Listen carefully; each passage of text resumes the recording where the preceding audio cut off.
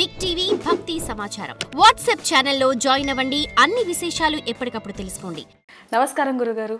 సమస్త సన్మంగళాని భవంతు, అష్టలక్ష్మి ప్రాప్తిరస్తుమా.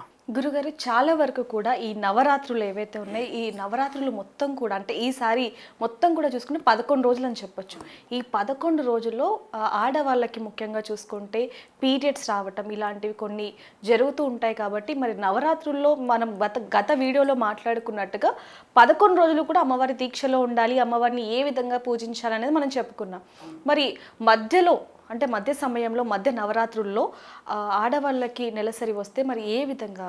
ఒకటి ఇక్కడ బాగా చెప్పుకోవాల్సిందంటే, ఒకసారి ఒక నెలసరి వచ్చిన తర్వాత 10 రోజుల లోపల వస్తే దానికి దోషం లేదు. అంటే 10 రోజుల లోపల ఒకసారి కొంతమందికి వస్తూ ఉంటుంది, దానికి ఎటువంటి దోషం లేదు. పక్షము దాటిన తర్వాత అంటే ఇప్పుడు సపోజ్ మనకి 5 రోజుల క్రితం మనకి నెలసరి వచ్చింది, మధ్యలో మనకి 5 రోజుల స్టార్టింగ్లోనే మళ్ళీ 5వ రోజు మహాలక్ష్మి రోజు మనకి మళ్ళీ నెలసరి వచ్చింది. దోషం అంటే దోషం కాదు. 10 రోజుల లోపల వస్తే దోషం కాదు, పక్షము దాడితే మాత్రం దోషం. సపోజ్ మనకి 10 రోజుల ముందు నెలసరి వచ్చింది, 5 రోజులు మళ్ళీ లక్ష్మీదేవి అవతారం రోజు మళ్ళీ బయట వచ్చేసాం, అది దోషమే.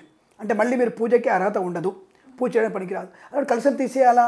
అక్కర్లేదు. మీ వారం చేస్తున్నారు, మీ భర్త గారు ఉన్నారు కదా, పోని భర్త గారు ఏదో వేరే దేశం వెళ్ళారు, వేరే గ్రామం వెళ్ళారు, మీ అత్తగారు ఉన్నారు కదా, మీ మామగారు ఉన్నారు కదా, వాళ్ళు కూడా వృద్ధులండి చేయలేరు, మీ కుమారుడు ఉన్నాడు కదా, కుమారుడితో చేయించండి. అంతే తప్ప మీరు అక్కడ నైవేద్యానికి కానీ అలంకారానికి కానీ పూజా సామాగ్రి తోడడానికి కానీ కడడానికి కానీ పూజా మందిరం రావడం కానీ అసలు పూజా చక్రం దగ్గర ఎక్కడైతే మీరు ఏర్పాటు చేసుకున్నారో ఆ పీఠ దగ్గర కూడా మీరు రావడానికి వీల్లేదు. మీరు సపరేట్గా వేరే రూమ్లో ఉండాల్సిందే. ఈ పూజ దగ్గరికి రావాల్సిన అవసరం లేదు. అక్కడ పూజలో మీరు పాలు పంచుకోకూడదు, అది ఎట్టి నిషిద్ధమైంది. మరి 5 రోజుల తర్వాత ఎప్పుడు రావాలి పూజకి మళ్ళీ అని అడిగితే 4వ రోజు దీక్ష, 4వ రోజు దీక్ష ఉంటుంది. 4వ రోజు తర్వాత 5వ రోజు స్నానం చేసి అప్పుడు మళ్ళీ మీరు పూజా కార్యక్రమంలో పాలు పంచుకోవచ్చు, ఇబ్బంది లేదు, దానికి ఎటువంటి దోషం లేదు. గురుగారు, మరి ముఖ్యంగా చూసుకుంటే మహిళ అది అంటే మరణించిన వాళ్ళు కావచ్చు, లేకపోతే ఏ ఇతర కారణాల వల్ల అయినా సరే మహిళ అంటూ అనేది ఉన్న వాళ్ళు నవరాత్రులు చేసుకోవచ్చు అంటారు? ఒకటి ఇక్కడ మనకి ఎవరు కూడా దాదాపుగా మృతాశౌచం అంటారు దాన్ని. మహిళ పట్టిన వాళ్ళు మృతాశౌచం. మహిళ అంటే 2 రకాలు, ఒకటి జాతాశౌచము, మృతాశౌచము, రెండింటి మహిళ అంటారు. కాబట్టి ఇంట్లో మీకు ఎవరైనా మరణించిన మహిళ పట్టినా వాళ్ళ ఇంట్లో నవరాత్రులు పనికిరావు.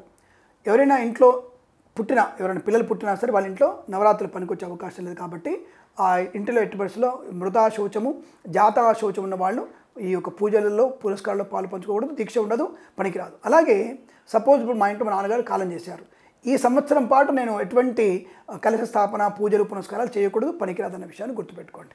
గురుగారు, నవరాత్రులు చేసేవాళ్ళు ఖచ్చితంగా కలశాన్ని ఇంట్లో పెట్టాల్సిందే అంటారా, లేకపోతే అమ్మవారి అనుగ్రహంతో అమ్మవారిని స్మరిస్తూ పూజలు చేసుకుంటే మంచిది అంటారా? స్మరణ భావము వేరు, కలశ స్థాపన వేరు, ఫోటో పెట్టుకొని పూజ చేసుకోవడం వేరు, శ్రీచక్రార్చన వేరు, నవావరణ పూజ వేరు, ఇలా అనేక రకాల పూజలు ఉంటాయి. ముఖ్యంగా శరన్నవరాత్రుత్సవంలో కలశ స్థాపన ప్రధానమైనది. కలశ స్థాపన ప్రధానం లేకుండా మనం పూజ చేసుకునే అర్హత లేదు. కానీ అందరిలో సాధ్యం కాదు కదా. సింగిల్ బెడ్రూమ్ ఉంది, 2 ఆడపిల్లలు ఉన్నారు, ఎప్పుడు నెలసరి వస్తుందో తెలియదు, తనకే నెలసో తెలియదు, ఒకటే రూమ్ ఉంది, చేసుకోలేను. దానికి ఏం చేయాలి? ఒక గూట్లో అమ్మవారి ఫోటో పెట్టుకొని రోజు మీరు లలిత పారాయణం కానీ, రోజు దుర్గమ్మవారి అష్టోత్తరం కానీ, నిత్య దీపారాధన చేసుకోవడం కానీ చేస్తే తప్పకుండా మీకు అమ్మవారి శరన్నవరాత్రుత్సవం అనేటువంటి ఫలితమే దక్కుతుంది. కానీ కలశ స్థాపన చేయడం విశేషంగా చెప్పబడింది. శరన్నవరాత్రుత్సవాలు చాలా గంభీరమైనవి, ప్రత్యేకమైనవి, చాలా పద్ధతితో చేయాల్సినవి. కాబట్టి వీలైనంతవరకు కలశం చేసుకోవాలి.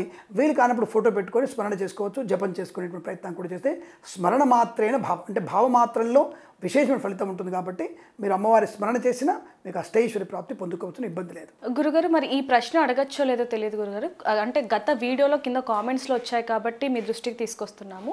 అంటే ఈ నవరాత్రుల్లో విజయదశమి వరకు కూడా చూసుకుంటే భార్యాభర్తలు అన్యోన్యంగా ఉండొచ్చా? లేదు, ఇద్దరు కూడా అంటే ఎట్టి పరిస్థితుల్లో అటువంటిది దీక్ష అనేదే బ్రహ్మచర్య దీక్ష. నేను అడిగేది బ్రహ్మచర్యంగా ఉండాలనేది.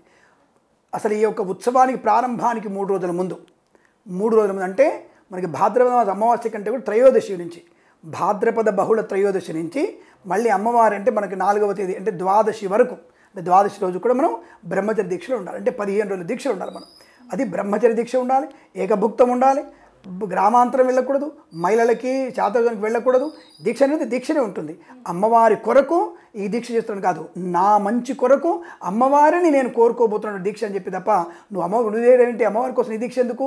అమ్మవారి దీక్ష నువ్వు అక్కర్లేదు. అమ్మవారికి బ్రహ్మాండం ఎలా ఉండాలో తెలుసు కాబట్టి దాని గురించి మీరు ఆలోచించకూడదు. అమ్మవారి దీక్ష కొరకు అంటే మా అమ్మవారిని సేవించడం కోసం నేను దీక్ష తీసుకుంటున్నాను అనేటువంటి భావనతో ఉండాలి తప్ప భార్యాభర్తలు కూడా బ్రహ్మచర్య దీక్ష ఉండాలి అంటూ ఎటువంటి సందేహం లేదు. మీరు అడిగిన ప్రశ్న సమాధానం, ఎట్టి పరిస్థితుల్లో కూడా మీరు బ్రహ్మచర్య దీక్ష లేకుండా ఎటువంటి దీక్షలు ఉండవు, పనికిరావు. ధన్యవాదాలు గురుగారు. అఖండ Lakshmi ప్రాప్తిరస్తు. For more videos like this, subscribe Big TV channel.